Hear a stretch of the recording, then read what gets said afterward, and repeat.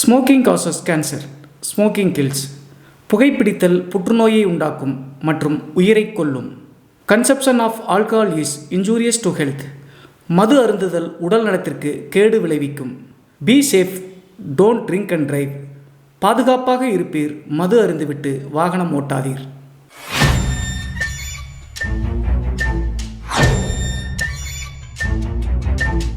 Hi everybody, நான் உங்கள் சிவா.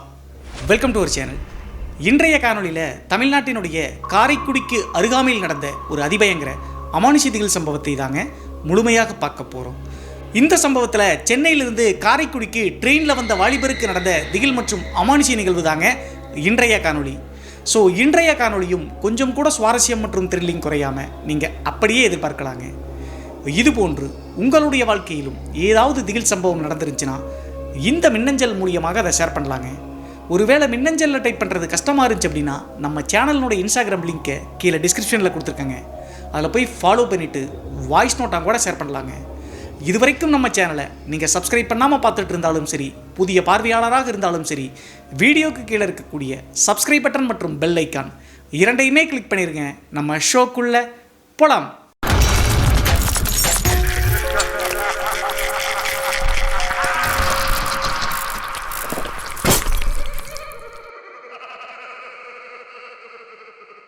இந்த அமானுஷ்ய சம்பவம் நான் ஏற்கனவே சொன்ன மாதிரி தமிழ்நாட்டினுடைய காரைக்குடியிலிருந்து ஒரு 10 கிலோமீட்டர் தொலைவில் இருக்கக்கூடிய அழகிய கிராமத்தில் 2021 காலகட்டத்தில் நடந்த திகில் நிகழ்வு தாங்க இந்த நிகழ்வு.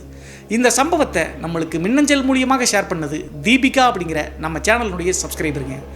இந்த நிகழ்வு 2021 காலகட்டத்தில் இவங்களுடைய கணவராக இருக்கக்கூடிய வசந்த் அப்படிங்கிற வாலிபருக்கு தாங்க நடந்துச்சு. அப்படி என்ன நடச்சு அப்படின்னு சொல்லி பார்த்தா, இந்த தீபிகா அப்படிங்கிறவரும் அவருடைய கணவரான வசந்த் இவங்க இருவருமே வசிக்கக்கூடிய கிராமம் நான் ஏற்கனவே சொன்ன மாதிரி காரைக்குடியிலிருந்து 10 கிலோமீட்டர் தள்ளிங்க. இந்த தீபிகா வசந்தோடு சேர்த்து வசந்தனுடைய அம்மா அப்பா மொத்தம் 4 பேர் அந்த குடும்பத்தில் உறுப்பினர்களாக இருந்தாங்க. இப்படி இருக்கும்போது தான் தீபிகா மற்றும் வசந்தனுடைய வாழ்க்கை அப்படியே தலைகீழாக புரட்டி போடும் வகையில் ஒரு நிகழ்வு நடந்துச்சுங்க. என்ன ஆச்சு அப்படின்னு சொல்லி பார்த்தா, தீபிகா மற்றும் வசந்த் இவங்க இருவருக்கும் திருமணமாகி 6 மாத காலகட்டம் கழிச்சு தான் இப்போது சொல்லக்கூடிய இந்த அமானுஷ்ய சம்பவம் தொடங்க ஆரம்பிச்சுங்க. வசந்தனுடைய தொழில் மேக்கப் திங்ஸ் இருக்கும் இல்லையா, அந்த அழகு சாதன பொருட்களை விற்கக்கூடிய வட்டார அலுவலராக இருந்தாருங்க. அது ஒரு ஹையர் போஸ்டிங் அப்படின்னே சொல்லாங்க. எங்கெங்கெல்லாம் அந்த பிராண்டடான அழகு சாதன பொருட்கள் இருக்கோ அங்கெங்கெல்லாம் போய் சூப்பர்வைஸ் பண்ணிட்டு வருவது தாங்க இவருடைய வேலை. அது மட்டும் இல்லாமல் மாதத்திற்கு 1 முறையோ 2 முறையோ சென்னையில் இருக்கக்கூடிய ஹெட் ஆஃபீஸுக்கு ட்ரெயினில் போயிட்டு வருவதை வழக்கமாக வச்சுருந்துருக்காருங்க. அந்த டைம் எல்லாமே வசந்த் அப்படிங்கிறவர் புகை வண்டி, அதாவது ட்ரெயினில் தாங்க போயிட்டு வருவார். அதே மாதிரி தான் திருமணமாகி 6 மாத காலகட்டம் கழிச்சுங்க. எப்போதும் போல மாதத்திற்கு 1 முறை போகக்கூடிய அந்த ட்ரிப் வந்துருச்சுங்க, சென்னைக்கு போகணும். உடனே வசந்த் அப்படிங்கிறவர் தன்னுடைய கிராமமான அந்த வீட்டிலிருந்து ரயில்வே ஸ்டேஷனை நோக்கி ஆட்டோவில் கிளம்பி போகிறாருங்க. எப்போதுமே இவருக்கு சென்னைக்கு போகணும் அப்படின்னா ரயில்வே ஜங்ஷனுக்கு ஆட்டோவோட போவதாங்க வழக்கம். சொந்தமாக 2 வீலர் இருந்தாலும் கூட 3 நாள் சென்னையிலேயே இருந்து வருவாருங்க. அந்த காரணத்தினால 3 நாளும் அந்த ஸ்டாண்டில் போட்டோம் அப்படின்னா 2 வீலர் ரொம்ப டேமேஜ் ஆயிருங்க. அதெல்லாம் யோசிச்சு தான் எப்போது சென்னைக்கு ரயில்வே ஜங்ஷனுக்கு போனாலும் அப்போது ஆட்டோவை தாங்க பயன்படுத்துவார். அதே மாதிரி தான் அன்றைய நாளும் ஆட்டோவில் ஏறி நேராக ரயில்வே ஜங்ஷனுக்கு போயிட்டாருங்க. அதற்கடுத்து காரைக்குடி டு சென்னைக்கு போய் சேர்ந்து அங்கே 3 நாள் அந்த ஹெட் குவார்ட்டர்ஸ்லேயே வரவு செலவு கணக்கில் சமர்ப்பிக்கிறாருங்க. 3 நாள் கழிச்சு ரிட்டர்ன் டு காரைக்குடிக்கு கிளம்பி வர்றாருங்க. இவர் போவதுக்கும் சரிங்க, வர்றதுக்கும் சரி ட்ரெயின் டிக்கெட்டை ஆஃபீஸ்லேயே புக் பண்ணி போட்டுருவாங்க. அந்த காரணத்தினால சென்னையில் 3 நாள் தன்னுடைய வேலையெல்லாம் முடிச்ச பிறகு சென்னை டு காரைக்குடியை நோக்கி கிளம்பி வந்துட்டு இருக்காருங்க. அப்படி அவர் ரிட்டர்ன் வரக்கூடிய அந்த ட்ரெயினை பற்றி சொல்லணும் அப்படின்னா சாயந்தரம் ஒரு 6 மணி தோராயமாக சென்னையில் ட்ரெயின் ஏறிடுவாருங்க. அதற்கடுத்து இரவு 1 மணி 1:15 மணி தோராயமாக காரைக்குடி ஜங்ஷனுக்கு சேர்ந்துருவாருங்க. அதற்கடுத்து அங்கிருந்து ஆட்டோ பிடிச்சி 10 கிலோமீட்டர் தூரத்தில் இருக்கக்கூடிய தன்னுடைய வீட்டுக்கு போவதாங்க வழக்கம். அதே மாதிரி தான் அன்றைய மாலை 6 மணி தோராயமாக சென்னை ஜங்ஷனில் ட்ரெயினில் ஏற ஆரம்பிச்சாருங்க. சென்னையில் 6 மணிக்கு புகை வண்டியில் ஏறின இந்த வசந்த் அப்படிங்கிறவர் தன்னுடைய மனைவியான தீபிகாவுக்கு ஃபோன் பண்ணி சொல்கிறாருங்க, நான் ட்ரெயின் ஏறிட்டேன், நைட் ஒரு 1 மணி தோராயமாக வீட்டுக்கு சேர்ந்துருவேன் அப்படின்னு சொல்லிட்டு. அதற்கடுத்து வசந்த் ஏறின ட்ரெயின் நேராக காரைக்குடியை நோக்கி மிக விரைவாக வந்துட்டு இருக்குங்க. நைட்டு ஒரு 10 மணி தோராயமாக வசந்த் அப்படிங்கிறவர் மறுபடியும் தீபிகாவுக்கு ஃபோன் பண்ணுறாருங்க. இவங்க இருக்கக்கூடிய அந்த வில்லேஜை பற்றி சொல்லணும் அப்படின்னா ஒரு 8 மணி 9 மணிக்கே தூங்கிடுவாங்க. தன்னுடைய கணவர் கூப்பிடுறாரு அப்படின்னு சொல்லிட்டு ஃபோனை அட்டன் பண்ணி தீபிகா என்னாச்சுங்க அப்படின்னு சொல்லிட்டு கேட்குறாங்க. உடனே வசந்த் அப்படிங்கிறவர் பதட்டமாக தன்னுடைய மனைவி கிட்ட எதையோ சொல்ல ட்ரை பண்ணுற மாதிரி பதட்டத்தோடு ஃபோன்லேயே கான்டாக்ட் பண்ணுறாருங்க. என்னாச்சு, ஏன் பதட்டத்தோடு பேசுறீங்க அப்படின்னு சொல்லி கேட்கும்போது திக்கு திணறாருங்க, அவரால் சொல்லவே முடியல. அதே நேரத்தில் எனக்கு பயமாக இருக்குது அப்படின்னு மட்டும் ஒரு வார்த்தையை சொல்லிட்டு டக்குன்னு பார்த்தீங்கன்னா ஃபோன் கட் ஆயிடுச்சுங்க. அதற்கடுத்து மறுபடியும் தீபிகா கிராமத்திலிருந்து தன்னுடைய கணவருக்கு புகை வண்டியில் வந்துருக்கக்கூடிய கணவருக்கு கான்டாக்ட் பண்ணிகிட்டே இருக்காங்க. ரொம்ப நேரம் கான்டாக்ட் பண்ணியும் வசந்தியினுடைய தொலைபேசி வந்து சுவிட்ச் ஆஃப்லேயே இருந்திருக்குங்க. இதற்கு மேலே நம்ம மறைக்கக்கூடாது அப்படின்னு சொல்லிட்டு தூங்கிட்டு இருந்த தன்னுடைய மாமனார் மாமியார், அதாவது வசந்தனுடைய அம்மா அப்பாவை எழுப்பிட்டாங்க தீபிகா. எந்திரிச்ச உடனே 10 மணி 10:30 மணி தோராயமாக வசந்த் வந்து கால் பண்ணாரு. ஏதோ பதட்டமாக பேசினாரு. அதற்கடுத்து ஃபோன் வந்து கட் ஆயிடுச்சு. எனக்கு பயமாக இருக்குது அப்படின்னு மட்டும் சொன்னது மட்டும் எனக்கு காதில் கேட்டுச்சு. மறுபடியும் ஃபோனில் வந்து ட்ரை பண்ணிகிட்டே இருக்கேன், சுவிட்ச் ஆஃப்லேயே இருக்குது, ஏதோ பயமாக இருக்குது அப்படின்னு சொல்லிட்டு அவங்களுடைய அத்தை கிட்ட சொல்கிறாங்க. இதை கேட்ட பிறகு மாமனார் மற்றும் மாமியார் 2 பேரும் குழப்பம் அடைஞ்சிட்டாங்க. எதற்காக ஃபோனை சுவிட்ச் ஆஃப் பண்ணி வச்சிருக்கான், கடைசியாக ஃபோன் பண்ணி பேசும்போது பதட்டமாக இருக்கிற மாதிரி தீபிகா சொல்கிறாங்களே அப்படின்னு சொல்லிட்டு யோசிக்கிறாங்க. அதற்கடுத்து மருமகளான தீபிகாவை பதட்டப்பட வைக்க வேண்டாம் அப்படின்னு சொல்லிட்டு மாமனார் மற்றும் மாமியார் சமாதானப்படுத்துறாங்க. அதெல்லாம் ஒன்றும் இருக்காதுமா, ஃபோன் வந்து ஸ்லிப் ஆகி கீழே காண விழுந்திருக்கும், உடஞ்சிருந்தாலும் கூட சுவிட்ச் ஆஃப் தான் காமிக்கும், இது புது இடம்லாம் கிடையாதுல்ல, எப்படியும் வந்து ட்ரெயின் 1 மணிக்கு வந்துடும், 2 மணிக்கெல்லாம் வீட்டுக்கு வந்து சேர்ந்துருவான், பயப்படாத அப்படின்னு சொல்லிட்டு ஆறுதல் சொல்கிறாங்க. எப்போதுமே சென்னைக்கு போனார் அப்படின்னா 2 மணி தோராயமாக வீட்டுக்கு வந்து சேர்ந்துருவாருங்க. 1 மணிக்கெல்லாம் அவர் வரக்கூடிய ட்ரெயின் வந்து காரைக்குடி ஜங்ஷனை ரீச் ஆயிருங்க. அதற்கடுத்து 10 கிலோமீட்டர் தொலைவுக்கு ஆட்டோவை பிடிச்சி வந்தார் அப்படின்னா அரை மணி நேரம் 1 மணி நேரத்தில் வந்து சேர்ந்துருவார். அதை கால்குலேட் பண்ணி தான் வசந்தனுடைய அம்மா அப்பா தீபிகாவை ஆறுதல் படுத்துறாங்க. அதற்கு பிறகு 2 மணி வரைக்கும் அந்த ஒட்டுமொத்த குடும்பம் தூங்காம பதட்டத்தோடயே காத்துட்டு இருக்காங்க. 2 மணி ஆகுதுங்க, 2:15 மணி ஆகுது. அதற்கு பிறகு வசந்த் வீட்டுக்கு வந்து சேரலிங்க. அதே ட்ரெயினில் வந்து ஏறிட்டு அப்படின்னு சொல்லிட்டு 6 மணிக்கு தீபிகாவுக்கு ஃபோன் பண்ணி வசந்த் சொல்லியிருக்காரு. எல்லாத்தையும் கால்குலேட் பண்ணி பார்த்தாலும் கூட இந்நேரம் வீட்டுக்கு வந்திருக்கணுமே, கடைசியாக வந்து ஃபோன் வேற சுவிட்ச் ஆஃப் ஆயிருக்கே, பதட்டமாக வேற இருக்குன்னு சொல்லிட்டு தீபிகா சொல்கிறாங்க அப்படின்னு சொல்லிட்டு அவங்களுடைய அப்பாவுக்கு குழப்பம் ஏற்பட்டு நான் ரயில்வே ஜங்ஷன்லேயே போய் பார்த்துட்டு வரேன் அப்படின்னு சொல்லிட்டு தன்னுடைய 2 வீலர் எடுத்து நேராக ஜங்ஷனுக்கு வந்து சேர்றாருங்க. அவர் வந்து சேரும்போது 3 மணி ஆயிடுச்சுங்க. காரைக்குடி ரயில்வே ஜங்ஷனுக்கு வந்துட்டு அந்த ரயில்வே பிளாட்ஃபார்மில் அங்கிட்டு இங்கிட்டும் வந்து தேடி பார்க்குறாருங்க. அப்படி தேடிட்டு இருக்கும்போது ரயில்வே போலீஸ் இருப்பாங்க இல்லையா, வசந்தனுடைய அப்பாவை கூப்பிட்டு என்னாச்சு அப்படின்னு சொல்லிட்டு போலீஸ்காரங்க விசாரிக்கிறாங்க ரயில்வே போலீஸ். அந்த டைமில் நடந்த விஷயங்கள் அனைத்தையும் அப்படியே வசந்தனுடைய அப்பா சொல்கிறாருங்க போலீஸ்காரங்க கிட்ட. கேட்ட உடனே அதில் இருக்கக்கூடிய ஒரு போலீஸர் நீங்கள் தானா அது வாங்க அப்படின்னு சொல்லிட்டு கையை பிடிச்சி நேராக வசந்தனுடைய அப்பாவை அந்த போலீஸ் ரூம் இருக்கும் இல்லையா, பிளாட்ஃபார்ம் இருக்கக்கூடிய இடத்துலையே அங்கே கூட்டிகிட்டு போயிட்டாங்க. அந்த போலீஸ் ரூம்குள்ளே என்ட்ரி ஆன உடனே இவருக்கு பெரிய ஷாக்குங்க. என்ன ஆச்சு அப்படின்னு சொல்லி பார்த்தா தன்னுடைய மகனான வசந்த் அப்படிங்கிறவரை அந்த போலீஸ் ரூம் நடுவில் உட்கார வச்சு போலீஸ்காரங்களாம் சுற்றி என்னமோ கேள்வி கேட்டுட்டு இருக்காங்க. அத்தனை பேர் கேள்வி கேட்டாலும் கூட எந்தவித பதிலும் சொல்லாமல் உம்முன்னு உட்காந்துருக்காருங்க. அந்த டைமில் தான் வசந்தனுடைய அப்பா உள்ள என்ட்ரி ஆகிறாருங்க. என்னாச்சு என் மகனுக்கு, எதுக்காக இப்படி கேள்வி கேட்டுருக்கீங்க அப்படின்னு சொல்லிட்டு பக்கத்தில் வசந்த பக்கத்தில் நெருங்கி பக்கத்தில் போயிட்டாருங்க. அதுக்கடுத்து நீங்கள் அவங்களுடைய அப்பாவா அப்படின்னு சொல்லிட்டு போலீஸ்காரங்க கேட்ட உடனே ஆமா அப்படின்னு சொல்லிட்டு இவர் என்ன டியூட்டியில் இருக்காரு எல்லாத்தையும் ஒன்றும் விடாமல் போலீஸ்காரங்கிட்ட இந்த வசந்தனுடைய அப்பா எக்ஸ்பிளைன் பண்ணுறாருங்க. இதெல்லாம் கேட்ட பிறகு அந்த ரயில்வே போலீஸ் அவங்களுடைய அப்பா கிட்ட சில தகவல்களை சொல்லியிருக்காங்க. ஜங்ஷனில் வந்து ட்ரெயின் நின்றுச்சு, படிக்கட்டில் இறங்கும் போதே பொத்துன மயக்கம் போட்டு கீழே விழுந்த மாதிரி விழுந்துட்டாரு. நாங்கள் பதட்டப்பட்டு வேகமாக ஓடி போய் இழுத்துட்டோம், இல்லை அப்படின்னா அந்த ட்ரெயின் ட்ராக்குள்ள அந்த சந்துமா இருக்கும் இல்லையா, அதுக்குள்ளே விழுந்து உயிரே போயிருக்கும். அதற்கடுத்து கஷ்டப்பட்டு காப்பாற்றி தண்ணியை தெளிச்சு எழுந்த பிறகு முடிச்சிட்டாரு. ஆனால் எந்த கேள்வி கேட்டாலும் பதிலே சொல்ல மாட்டேங்கிறாரு, எங்களையெல்லாம் முறைக்கிறாரு. அதனால தான் சந்தேகத்தின் அடிப்படையில் நாங்கள் விசாரிச்சுட்டு இருந்தோம் அப்படின்னு சொல்லிட்டு ரயில்வே போலீஸ் சொல்கிறாங்க. இதெல்லாம் கேட்ட பிறகு வசந்தனுடைய அப்பா நான் பார்த்துக்கிறேன், அப்படிப்பட்ட பையன் கிடையாதுங்க, பெரிய போஸ்டிங்கில் இருக்குது அப்படின்னு சொல்லிட்டு அந்த ஐடி கார்டு எல்லாத்தையும் காட்டுறாருங்க. எல்லாத்தையும் கேட்டு முடிச்ச காவல்துறை வசந்தனுடைய அப்பாட்ட ஒன்றும் பிரச்சனை இல்லைங்க, நீங்கள் கூட்டிகிட்டு போங்க அப்படி சொன்ன காரணத்தினால வசந்த கையை பிடிச்சி நேராக அந்த பார்க்கிங் இருக்கக்கூடிய அவர் 2 வீலர் வந்தார்ல அந்த இடத்துக்கு கூட்டு வராருங்க. வந்த பிறகு வசந்த அவங்களுடைய அப்பா வண்டியில் ஏறா அப்படி சொல்லும்போது வித்தியாசமாக பார்க்குறாருங்க. ஏதாவது புது ஆளை பார்த்தோம் அப்படின்னா யாருனே தெரியாமல் குழம்பி போய் ஃபேஸ் இருக்கும் இல்லையா, அந்த மாதிரி ரியாக்ஷன் கொடுக்குறாருங்க. என்னடா இப்படி இருக்க, வண்டியில் ஏறா அப்படி சொன்ன பிறகு அதற்கு நான் அடுத்த செகண்ட் தான் வண்டியினுடைய பின் சைடு ஏறி இருக்காருங்க. அதற்கடுத்து வீட்டுக்கு வந்து சேர்றதுக்கு 4 மணி 4:15 மணி தோராயமாகிடுச்சுங்க. வீட்டுக்கு வந்த பிறகு தீபிகா வேற பதட்டத்தில் இருக்காங்க. கல்யாணமாகி 6 மாத காலகட்டம் தான் ஆச்சு. கலகலப்பாக பேசக்கூடிய நபர் வண்டி விட்டு கீழே இறங்க அடுத்த செகண்டே தீபிகா போய் என்னாச்சுங்க அப்படின்னு சொல்லிட்டு பதட்டத்தில் கேட்குறாங்க. அப்படி கேட்கும்போது தீபிகாவையும் முதல் முறை பார்த்த மாதிரி அப்படியே பார்த்துட்டு முறைக்கிறாருங்க. அந்த டைமில் அவங்களுடைய அப்பா எதுவும் கேட்காதமா, ஏதோ மயக்கம் போட்டு கீழே விழுந்துட்டாங்க இருக்கு, தூங்கிட்டும் காலையில் எல்லாம் சரியாயிரு அப்படி சொன்ன காரணத்தினால அவங்களுடைய அம்மாவும் கேள்வி கேட்கல, தீபிகாவும் கேள்வி கேட்கல. அதற்கடுத்து வசந்த் நேராக அவங்களுடைய பெட்ரூம்குள்ளே அவங்களுடைய மனைவி கூப்பிட்டு போன உடனே அங்கே போய் படுத்துக்கிட்டாருங்க. அவங்க பர்சனலாக இருக்கக்கூடிய அந்த பெட்ரூமுக்கு கூட்டிகிட்டு போன பிறகு மறுபடியும் மனசு கேட்காம தீபிகா தன்னுடைய கணவர்கிட்ட கேள்வி கேட்குறாங்க. கடைசியாக ஃபோன் பேசும்போது பதட்டமாக பேசுனீங்க, பயமாக இருக்குன்னு வேறு சொன்னீங்க, திடீர்னு ஃபோன் சுவிச் ஆஃப் ஆயிடுச்சு, என்ன நடந்துச்சு அப்படின்னு சொல்லி கேள்வி கேட்ட அடுத்த செகண்டே மறுபடியும் தீபிகாவை முறைக்கிறாருங்க. சரி தூங்கி எந்திரிக்கிட்டோம், மாமனார் சொல்கிற மாதிரி காலையில் கேள்வி கேட்டால் பதில் சொல்லுவார் அப்படின்னு நினச்சிட்டு பேசாமல் விட்டுட்டாங்க. அதற்கு பிறகு இந்த வசந்த் அப்படிங்கிறவர் அவருடைய படுக்கை அறையில் தூங்க ஆரம்பிச்சிட்டாருங்க. அப்படி படுத்த அந்த வசந்த் அப்படிங்கிறவர் அடுத்த நாள் காலையில் 12 மணி, அதாவது மதியம் 12 மணிக்கு தாங்க எந்திரிச்சாரு. எந்திரிச்ச பிறகு மறுபடியும் தீபிகா மற்றும் அப்பா அம்மா எல்லாரும் போய் கேள்வி கேட்க பக்கத்தில் நெருங்கி போகிறாங்க. 3 பேரும் மாற்றி மாற்றி கேள்வி கேட்டாலும் கூட எல்லாத்தையும் வித்தியாசமாக புதுசாக பார்க்குறாருங்க. அது மட்டும் இல்லாமல் ரொம்ப கேள்வி கேட்டு கையகான இழுத்து பிடிச்சோம் அப்படின்னா முறைக்கிறாருங்க. இதை பார்த்து அவங்களுடைய அம்மாவுக்கும் அப்பாவுக்கும் தீபிகாவுக்கும் குழப்பம் ஏற்பட்டுச்சுங்க. அந்த டைமில் அவங்க அப்பா மறுபடியும் என்ன சொல்கிறாரு அப்படின்னா, தூங்கட்டும், ஏதோ டிஸ்டர்ப் ஆயிருப்பானாருக்கு, நார்மல் ஆயிடுவான். அது மட்டும் இல்லாமல் நீ கடைசியாக ஃபோனில் வந்து அவன் பேசும்போது பயமாக இருக்குன்னு சொன்னான் இல்லையா, எதையோ பார்த்து பயந்துருப்பானாருக்கு, போக போக சரியாயிரு அப்படின்னு சொல்லிட்டு அவங்களுடைய அப்பா ஆறுதலாக சொல்கிறாருங்க. மருமகளான தீபிகா கிட்ட. அதை கேட்டாலும் கூட தீபிகாவுடைய மனசு ஏத்துக்கவே இல்லைங்க. எப்போதும் கலகலப்பா பேசக்கூடிய தன்னுடைய கணவர் இப்போது அமைதியா இருக்காரு அப்படின்னு சொல்லிட்டு உள் மனசு சொல்லிட்டே இருந்திருக்குங்க, ஏதோ தப்பு நடக்க போகுது அப்படின்னு சொல்லிட்டு. இருந்தாலும் தன்னுடைய மாமனார் மாமியார் சொல்றாங்களே அப்படின்னு சொல்லிட்டு வசந்த போய் படுக்க சொன்ன காரணத்தால படுத்துக்கிட்டாருங்க. அன்றைய இரவு ஒரு 10 மணி 10:30 மணி வரைக்கும் நல்லா தூங்கி இருந்தவர் அதற்கடுத்து எந்திரிக்கிறாருங்க.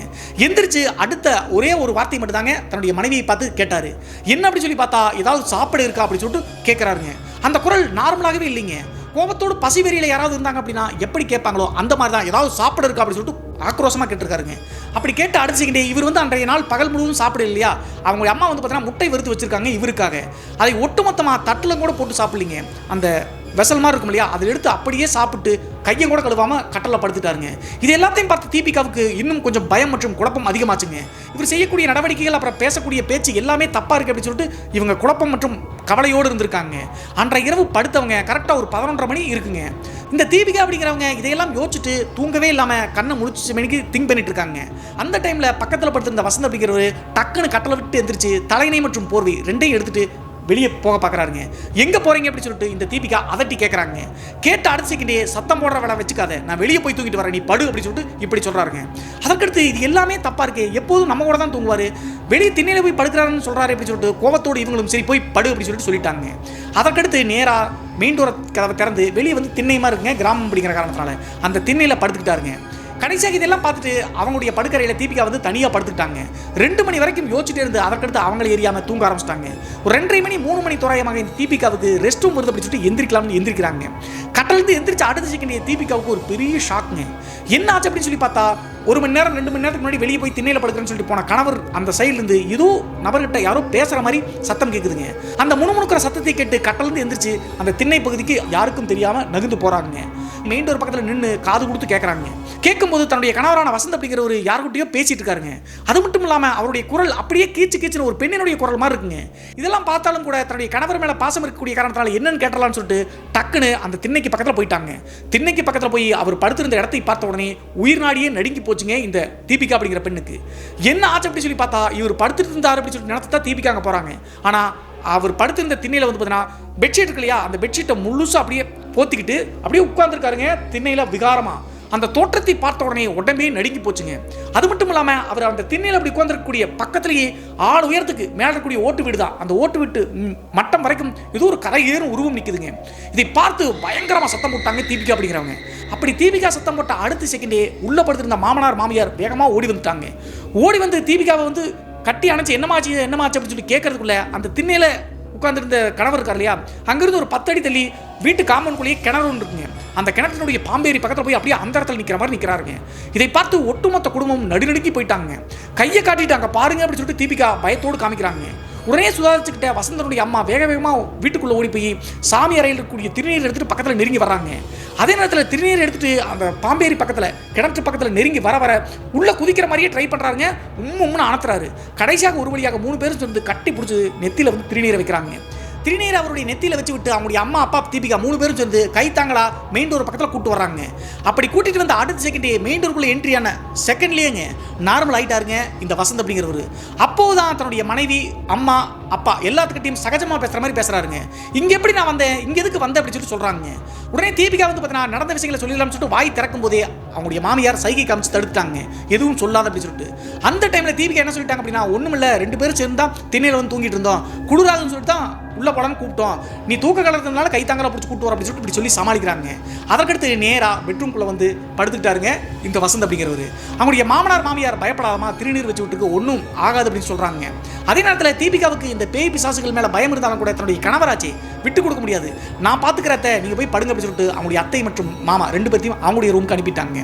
அந்த டைமில் தன்னுடைய கணவர் பக்கத்துலேயே வந்து உட்காந்துக்கிட்டே இருக்காங்க இந்த தீபிகா அப்படிங்கிறவங்க.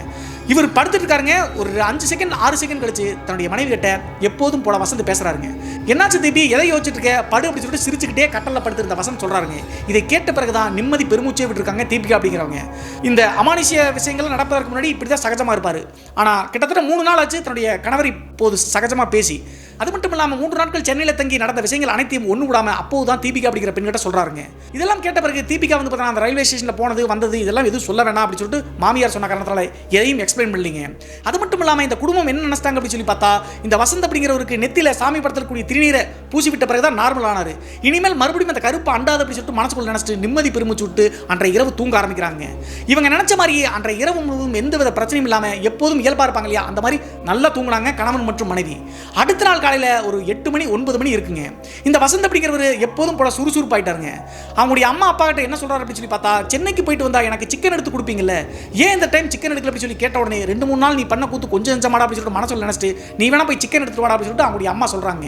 அதற்கடுத்து அவருடைய பைக் எடுத்துட்டு அங்கிருந்து 1 கிலோமீட்டர் 1.5 கிலோமீட்டர் தூரம் போனோம் அப்படின்னா சிக்கன் கடை இருக்குங்க, ரெகுலரா அங்கதான் வாங்குவாங்க. அங்க போயிட்டு வாங்கிட்டு வர அப்படின்னு சொல்லிட்டு நேரா வசந்த் கிளம்பிட்டாருங்க. காலையில் ஒரு 8:30 மணி 9 மணிக்கு கிளம்பினவருங்க. 1 மணி வரைக்கும் வெயிட் பண்ணி காத்துட்டு இருக்காங்க. மதியம் வரைக்கும் சிக்கன் எடுத்து வர அப்படின்னு சொல்லிட்டு போன வசந்த் திரும்பி வீட்டுக்கே வரலைங்க. மறுபடியும் தீபிகா மற்றும் அவங்களுடைய குடும்பத்துக்கு பயம் ஏற்பட்டுச்சுங்க. 2-3 நாள் எப்படி பண்ணான ரயில்வே ஸ்டேஷனில் போயிட்டு வந்து அதே மாதிரி அந்த கருப்புகான அண்டிக்கிச்சா அப்படின்னு சொல்லிட்டு அதற்கு பிறகு அவங்களுடைய அப்பாவுக்கு பதட்டம் ஏற்பட்டுச்சுங்க. நான் ஒரு ஆட்டோ ஒன்று பிடிச்சி சிக்கன் ஸ்டால்லேயே போய் கேட்டு வரேன், அவன் வந்தானா இல்லையா அப்படின்னு சொல்லிட்டு சொன்ன காரணத்தினால சரின்னு சொல்லிட்டு ஆட்டோ பிடிச்சி கிளம்பி போயிட்டாருங்க வசந்தனுடைய அப்பா. சிக்கன் ஸ்டாலில் போயிட்டு வசந்த் வந்தானா அப்படின்னு சொல்லி கேட்கும்போது 10 மணிக்குள்ளேயே வந்து அவர் சிக்கன் வாங்கிட்டு போயிட்டாரு, 1.5 கிலோ வாங்கிட்டு போனார் அப்படின்னு சொன்ன உடனே தூக்கி வாரி போடுச்சுங்க அவங்களுடைய அப்பாவுக்கு. 10 மணிக்கு சிக்கன் வாங்கினவர் வீட்டுக்கே வராமல் எங்கே போனா அப்படின்னு சொல்லிட்டு திங்க் பண்ண ஆரம்பிச்சிட்டாருங்க. எங்கே தேடியும் 3 மணி 3:30 மணி வரைக்கும் தேடியும் கூட எங்கேயுமே வசந்த காணுங்க. அதற்கு பிறகு 3:30 மணி தோராயமாக ஒரு கால் ஒன்று வருதுங்க, ஃபோன் கால் வருது வசந்தனுடைய அப்பாவுக்கு. அந்த ஃபோனை அட்டன் பண்ண உடனே மறுபடியும் ஒரு ஷாக்குங்க. என்ன ஆச்சு அப்படின்னு சொல்லி பார்த்தா ஃபோன் பண்ணுறது ஏற்கனவே 2-3 நாளைக்கு முன்னாடி அந்த காரைக்குடி ரயில்வே ஸ்டேஷன்லேருந்து போலீஸ்காரங்க கூப்பிட்டாங்கல்ல, அதே போலீஸ் நபர்கள் தாங்க இவங்க அப்பாவுக்கு ஃபோன் பண்ணியிருக்காங்க. காரைக்குடி ரயில்வே ஸ்டேஷன்லேருந்து அந்த ரயில்வே போலீஸ் கூப்பிட்டு அடுத்த செகண்டே அவங்களுடைய அப்பா வந்து தன்னை அறிமுகப்படுத்துறாருங்க. 2-3 நாளைக்கு முன்னாடி கண்ட்ரோல் ரூமில் வந்து அந்த பையனை கூப்பிட்டு வந்தால அவங்களுடைய அப்பா தான் அப்படி சொன்ன காரணம் பிறகுதான் அந்த போலீஸ்காரங்களுக்கே புரியுதுங்க. 2-3 நாளைக்கு முன்னாடி பார்த்தா அவனே தான் இவன் டிஷர்ட் மற்றும் லுங்கி போட்டிருந்த காரணத்தினால அடையாளம் தெரியல. அன்னைக்கு சென்னையிலிருந்து வரும்போது பேண்ட் மற்றும் ஷர்ட் போட்டு இன் பண்ணி நீட்டாக இருந்தார், இப்போது அழுக்காக இருந்த காரணத்தினால அடையாளம் கண்டுபிடிக்க முடியலைங்க. அதற்கடுத்து வசந்தனுடைய அப்பா என்ன ஆச்சுங்க அப்படின்னு சொல்லி கேட்கும்போது அவன் இங்கே தான்ப்பா இருக்கான், நீ வாப்பா அப்படின்னு சொல்லிட்டு சொல்லிடுறாங்க. உடனே அந்த ஆட்டோ ஓட்டுநர் சொல்லி நேராக ரயில்வே ஜங்ஷனுக்கு வந்து சேர்றாங்க. ரயில்வே ஜங்ஷனுக்கு வந்த உடனே வசந்தனுடைய அப்பாவை ரயில்வே போலீஸ் அங்கே இருக்கக்கூடிய பாத்ரூம் சைடு கூட்டு போகிறாங்க. இங்கே எதுக்கு கூட்டு வரீங்க அப்படின்னு சொல்லிட்டு வசந்தனுடைய அப்பா கேள்வி எழுப்புறாருங்க. உங்கள் மகன் இங்கே தான் இருக்கான், அவன் பண்ணுற அட்டூழியம் கொஞ்சம் நெஞ்சம் இல்லை, வாங்க நீங்களே வந்து பாருங்க அப்படின்னு சொல்லிட்டு சொல்கிறாங்க. உடனே அவங்களுடைய அப்பா வாஷ்ரூம் பக்கத்தில் போய் பார்க்கும்போது ஒரு செவுத்துல ஓரமாக சாஞ்சு எப்போதும் போல எல்லாத்தையும் பார்வையில் பார்த்தாலும் கூட எந்த பதிலும் சொல்லாமல் தான் யார் என்ன அப்படின்னு சொல்லிட்டு அடையாளம் சொல்லாமல் கேள்வி கேட்டால் உம்முன்னு இருக்காருங்க. கடைசியாக ஓடி போய் வசந்த கட்டி பிடிச்சி என்னடா ஆச்சு உனக்கு அப்படின்னு சொல்லி கேள்வி கேட்குறாருங்க அவங்க அப்பா. அப்போதும் பதிலே சொல்லிங்க. அந்த டைமில் தான் ரயில்வே போலீஸ் சில தகவல்களை அவங்க அப்பாவுக்கு மறுபடியும் சொல்லியிருக்காங்க. என்ன நடந்துச்சு சொல்லி பார்த்தா கரெக்டாக 3 மணி to 3:30 மணி இருக்குமாங்க. இந்த பாத்ரூம் இருக்கு இல்லையா, அந்த சைடு ஃபேஸ் வாஷ் பண்ணுறதுக்கெல்லாம் டேப் மாதிரி போட்டு வாஷ் பேசன் மாதிரி இருக்கும்ல, அந்த வாஷ் பேசனில் சிக்கன் கடையில் 1.5 கிலோ சிக்கன் எடுத்து வந்தாருன்னு சொன்னாங்களே, அந்த சிக்கன் அந்த வாஷ் பேசனில் போட்டு அப்படி கழுவிட்டு இருந்திருக்காருங்க. இதை பார்த்து அங்கே இருக்கக்கூடிய பப்ளிக்கில் என்ன நினைச்சிட்டாங்க அப்படின்னு சொல்லி பார்த்தா ரயில்வேயில் வந்து பார்த்தீங்கன்னா கேண்டீன் இருக்கும் இல்லையா, அங்கே அந்த கேண்டீனுக்கு பயன்படுத்துறதுக்கான சிக்கன் தான் இதாக இருக்கு, இப்படி வந்து மோசமான இடத்துல கழுவுறாங்களே அப்படின்னு சொல்லிட்டு ரயில்வே போலீஸ்ல போய் இன்ஃபார்ம் பண்ணியிருக்காங்க. உடனே ரயில்வே போலீஸ் அப்படி இங்கே சமைக்கக்கூடிய நபர்கள் சிக்கனை போய் பாத்ரூமில் கழுவ மாட்டாங்க அப்படின்னு சொல்லிட்டு வேகமாக வந்து பார்க்குறாங்க. வந்து பார்க்கும்போது இந்த வசந்த் அப்படிங்கிறவர் இருக்கக்கூடிய வாஷ் பேசனில் அந்த 1.5 கிலோ சிக்கனை வந்து பார்த்தீங்கன்னா கொட்டி அலாசிட்டு இருக்காருங்க. இதை பார்த்த உடனே போலீஸ் அவரை பிடிச்சி என்னடா ஆச்சு அப்படின்னு சொல்லி கேட்ட உடனே எல்லாத்தையும் பயங்கரமாக தாக்கியிருக்காருங்க. பப்ளிக் அப்புறம் போலீஸ் எல்லாரும் ஒன்று சேர்ந்து பிடிச்சும் கூட எல்லாத்தையும் ஆக்ரோஷமாக தாக்க ஆரம்பிச்சிட்டாருங்க. அந்த டைமில் நாம் பொதுமக்கள் மற்றும் காவல்துறையினர் என்ன நினைச்சிட்டாங்க அப்படின்னு சொல்லி பார்த்தா ஏதோ பைத்தியம் முடிச்சவனாட்டிருக்கு, மென்டல் ஸ்டெபிலிட்டி வந்து இவனுக்கு இல்லை அப்படின்னு சொல்லிட்டு நினைச்சிட்டாங்க. கடைசியாக ரயில்வே போலீஸ் இன்னும் 2-3 பேர் சேர்ந்து இவரை கண்ட்ரோல் பண்ணி உட்கார வச்சிருக்காங்க. அதற்கு பிறகு அப்படியே காம் ஆயிட்டாருங்க. இருந்தாலும் கூட யார் எதை கேட்டாலும் பதிலே சொல்ல மாட்டேங்கிறாரு. அவங்க அப்பாவே போய் கேள்வி கேட்கும்போது அவங்க அப்பாவை புதுசாக பார்க்குற மாதிரி பார்த்துட்டு முறைக்கிறாருங்க. இந்த நிகழ்வுகள் அனைத்தையும் அந்த ரயில்வே போலீஸ் எல்லா விஷயங்களையும் ஒன்றும் விடாமல் சொல்கிறாங்க. அந்த டைமில் இப்படி மென்டல் ஸ்டெபிலிட்டி இல்லாத பையனை எதுக்கு வீட்டில் விட்டு வெளியே விடுறீங்க அப்படின்னு சொல்லி ரயில்வே போலீஸ் கேள்வி கேட்ட உடனே மனசே உடஞ்சு போயிட்டாங்க. அப்படிப்பட்ட பையன் கிடையாதுங்க. டிஸ்ட்ரிக்ட் லெவலில் காரைக்குடி டிஸ்ட்ரிக்ட்ல வந்து பார்த்தீங்கன்னா அந்த பிராண்ட் பேரை சொல்லி ரெஜினல் ஆஃபீஸராக அதாவது அலுவலராக இருக்கான், ஹையர் போஸ்டிங்கில் இருக்கான். அப்படிப்பட்ட பையனுக்கு தான் இந்த 2-3 நாளாக இப்படி நடக்குது. முக்கியமாக சொல்லணும் அப்படின்னா 2-3 நாளைக்கு முன்னாடி நீங்கள் பிடிச்சி வச்சுருந்தீங்கல்ல சென்னையிலிருந்து வரும்போது, அப்போது தான் இப்படி எல்லாம் பண்ணுறா அப்படின்னு சொல்லிட்டு சொல்கிறாங்க. உடனே அதில் இருக்கக்கூடிய 2-3 போலீஸாருக்கு மனசில் பட்டுருச்சுங்க. ஏதோ தப்பு நடக்குது, ஏதாவது கருப்பண்டி இருக்க மாட்டேங்குது அப்படின்னு சொல்லிட்டு அவங்களுடைய அப்பா கிட்ட காதோரமாக பேசுகிறாங்க. இருந்தாலும் கூட அவங்களுடைய அப்பா அதை பெருசாக நம்பலிங்க. அதற்கு பிறகு காவல்துறையினர்கிட்ட பர்மிஷன் கிட்ட தன்னுடைய மகனை வீட்டுக்கு கூட்டு போகிற அப்படின்னு கேட்குறாங்க. உடனே காவல்துறையினரும் சரின்னு சொல்லிட்டு அக்செப்ட் பண்ண காரணத்தால் ஆட்டோவை பிடிச்சி ஏற்றி விடுறாங்க. இந்த வசந்த் அப்படிங்கிற ஒரு அந்த 2 வீலர் இருக்கு இல்லையா, அது வந்து ரயில்வே பார்க்கிங்லேயே போட்டாங்க. இன்னொரு நாள் வந்து எடுத்துக்கிட்டு அப்படின்னு சொல்லிட்டு காவல்துறைன்னு சொல்லிட்டாங்க. நேராக ஆட்டோவை பிடிச்சி வீட்டுக்கு வந்து சேர்ந்துட்டாங்க. வீட்டு வாசலை வந்து ஆட்டோவை விட்டு இறங்கின வசந்த பார்த்து தீபிகா கோபம் வந்துருச்சுங்க. 2-3 நாள் ஏதோ பைத்தியம் முடிச்ச மாதிரி பண்ணிட்டு இருக்கேன் அப்படின்னு சொல்லிட்டு பக்கத்தில் நெருங்கி வந்து கோவத்தோடு வந்த அடுத்த செகண்டேங்க ஓங்கி பலாறு அரைஞ்சிட்டு கண்ணெல்லாம் செவந்து போயிடுச்சுங்க. இது வரைக்கும் வசந்த் அப்படி பண்ணதே கிடையாதுங்க. ரொம்ப சாஃப்டான நபர். ஆனால் இப்படி அடித்த காரணத்தினால தீபிகாவே மிரண்டு போயிட்டாங்க. அது மட்டும் இல்லாமல் வசந்த் அடித்த அந்த 5 விரல் பதிப்பு வந்து கன்னத்தில் அப்படியே இருந்திருக்குங்க. உடனே தன்னுடைய மனைவியை அடிச்சுட்டு நேராக பெட்ரூமில் போய் படுத்து வரதாங்க. காலையில் 9 மணிக்கு சிக்கன் எடுத்து வர அப்படி சொல்லிட்டு போன வசந்த் அப்படிங்கிறவர் அவர் செஞ்ச அட்டூழியம் காரணத்தினால ஒட்டுமொத்த குடும்பமும் சாப்பிடவே இல்லைங்க. அவங்க அப்பாவும் சாப்பிடல, மனைவியும் சாப்பிடல, அம்மாவும் சாப்பிடல, கவலையோடய படுத்துட்டாங்க.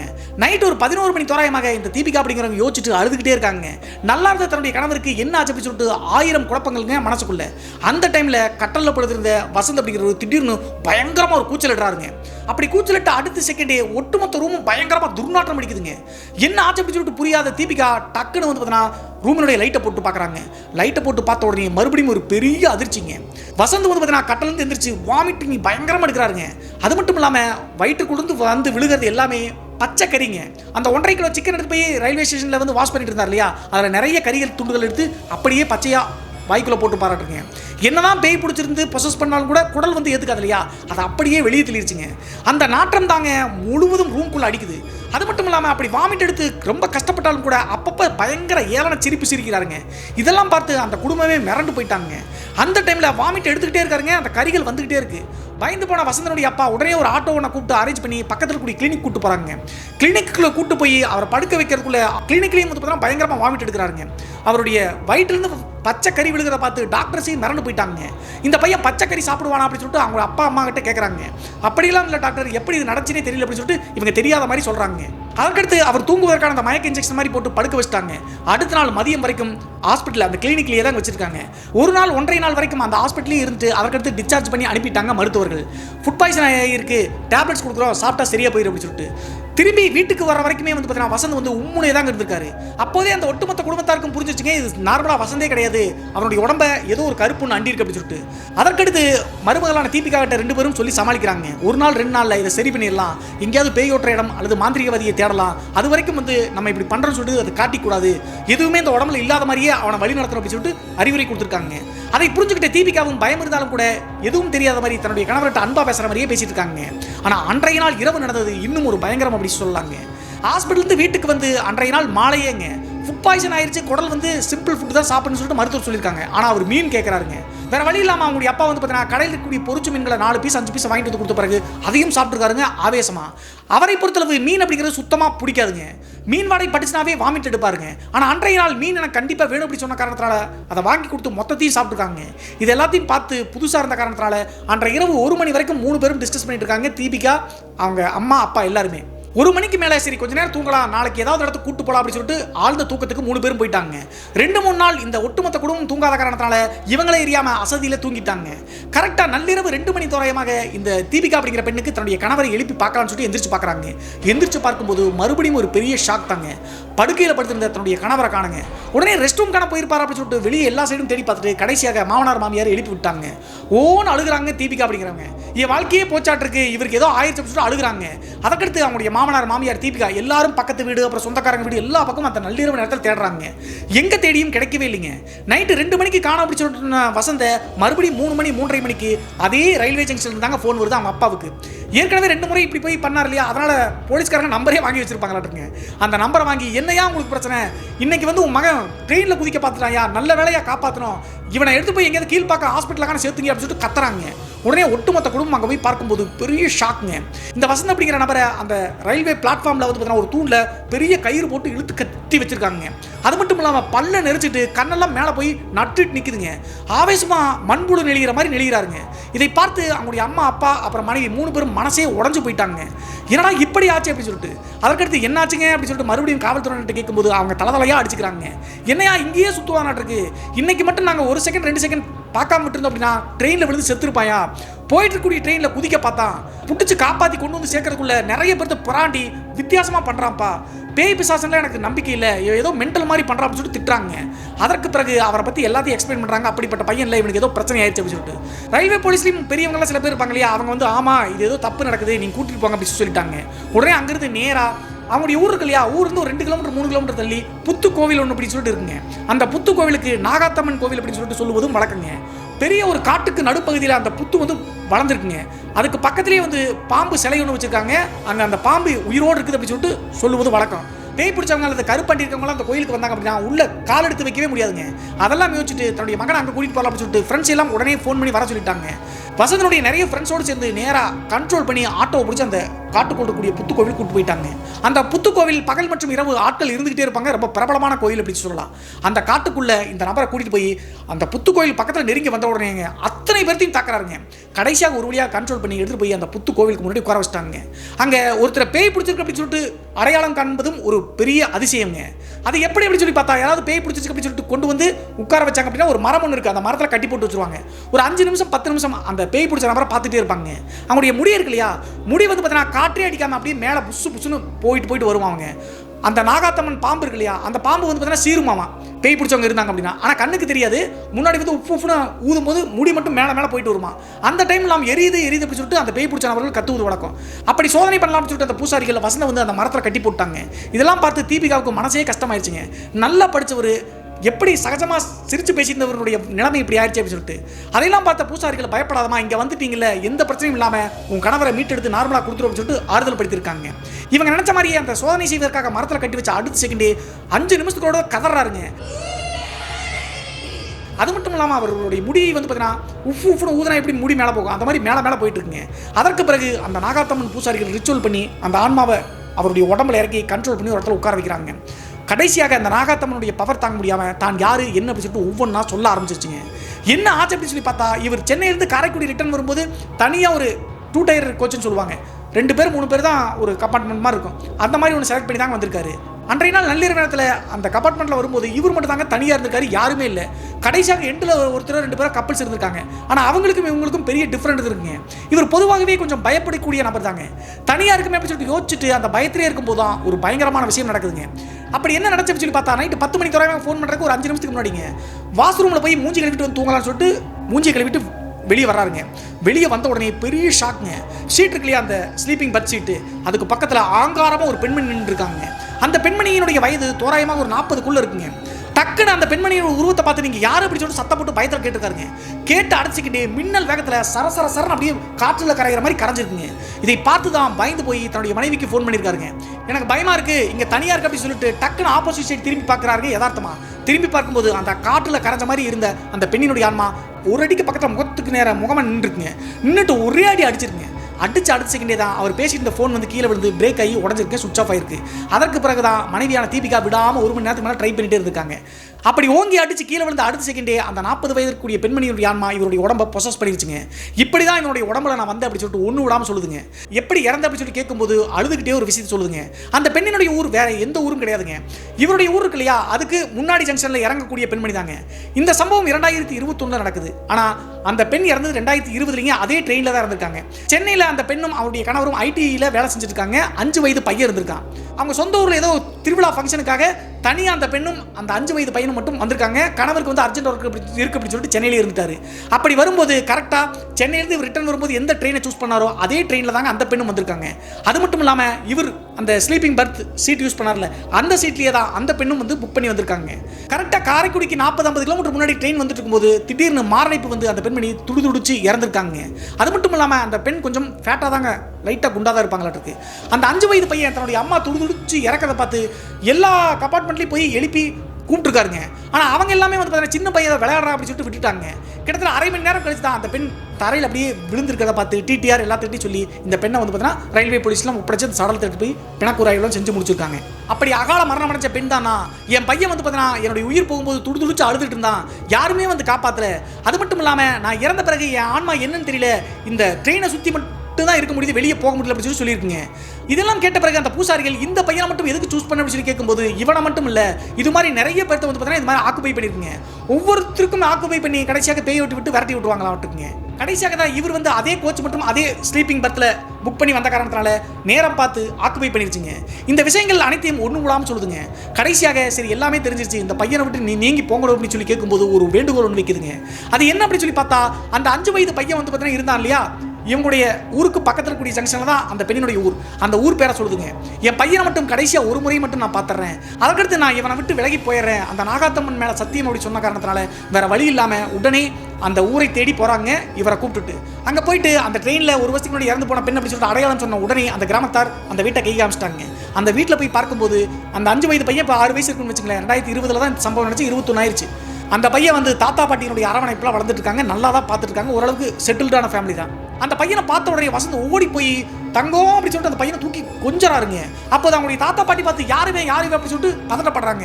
ஒண்ணுமில்லை அப்படி சொல்லிட்டு எல்லா விஷயங்களையும் ஒண்ணு விடாம தாத்தா பாட்டிகிட்ட சொல்றாங்க. அதை கேட்ட உடனே அந்த வயதான தம்பதிகள், என் மருமகள் தான் அவ, தங்கமானவ, மாரடைப்பு வந்து இறந்து போயிட்டா, இப்போ இந்த பையனுடைய உடம்புல வந்திருக்காளா அப்படின்னு சொல்லிட்டு எல்லாத்தையும் கேட்டு முடிச்சுட்டு அழுகுறாங்க. அழுதுக்கு பிறகு நீ இங்க இருக்க வேண்டாமா, மோட்சத்துக்கு போயிரு, இது அசிங்கம்மா, குழந்தைய நான் நல்லபடியா பார்த்துக்கோ அப்படின்னு சொல்லிட்டு அந்த மாமனார் மாமியார் வாக்கு கொடுத்துருக்காங்க. அதற்கு பிறகுதான் அந்த நாகாத்தம்மன் மேல சத்தியம் பண்ண காரணத்தினால அந்த ஆத்மா வசந்தனுடைய உடம்பை விட்டு நீங்கி போயிருக்குங்க. இந்த நிகழ்வுலாம் நடந்த பிறகுதான் நிம்மதி பெருமூச்சு விட்டு வசந்த வீட்டுக்கு கூட்டு வந்தாங்க. அந்த ஆன்மா சத்தியவாக்கு கொடுத்த மாதிரியே மறுபடியும் வசந்தனுடைய உடம்பை ஆக்குபை பண்ணவே இல்லைங்க, எந்த தொந்தரவும் பண்ணல. இந்த சம்பவம் 2021 காலகட்டத்தில் என்னுடைய கணவரான வசந்துக்கு நடந்துச்சு பிரதர். இப்போதும் கூட அடிக்கடி வந்து பார்த்தீங்கன்னா அந்த ஆன்மா இறங்கின மாதிரி ஆக்டிங் பண்ணி என்னை பயமுறுத்துவார். ஆனால் அந்த ஆன்மா சத்தியவாக்கு கொடுத்த மாதிரி எப்போதுமே வரவே இல்லை. என்னதான் தன்னுடைய கணவனுடைய உடம்பை ஆக்குபை பண்ணி கொடுமைப்படுத்தினாலும் கூட அவங்களுக்கு நடந்தது நினச்சி எனக்கு இன்னும் கஷ்டமாக இருக்கு பிரதர். அந்த அகால மரணம் அடைஞ்ச பெண்மணியும் அந்த குழந்தையும் நினச்சா இன்னும் பாவமாக தான் இருக்கு அப்படின்னு சொல்லி முடிச்சாங்க. இந்த சம்பவத்தை பற்றிய உங்களுடைய கருத்து என்ன அப்படி சொல்லிட்டு மறக்காம கமெண்ட் பாக்ஸில் கமெண்ட் பண்ணுங்க. இது போன்று உங்களுடைய வாழ்க்கையிலும் ஏதாவது திகில் சம்பவம் நடந்துருச்சுன்னா இந்த மின்னஞ்சல் மூலியமாக அதை ஷேர் பண்ணலாங்க. ஒருவேளை மின்னஞ்சல் டைப் பண்ணுறது கஷ்டமாக இருந்துச்சு அப்படின்னா நம்ம சேனலோட இன்ஸ்டாகிராம் லிங்கை கீழே டிஸ்கிரிப்ஷனில் கொடுத்துருக்கேங்க. அதில் போய் ஃபாலோ பண்ணிவிட்டு வாய்ஸ் நோட்டாக கூட ஷேர் பண்ணலாங்க. மீண்டும் இன்னொரு அமானுஷ சம்பவத்தில் உங்களை சந்திக்கும் வரை நான் உங்கள் சிவா.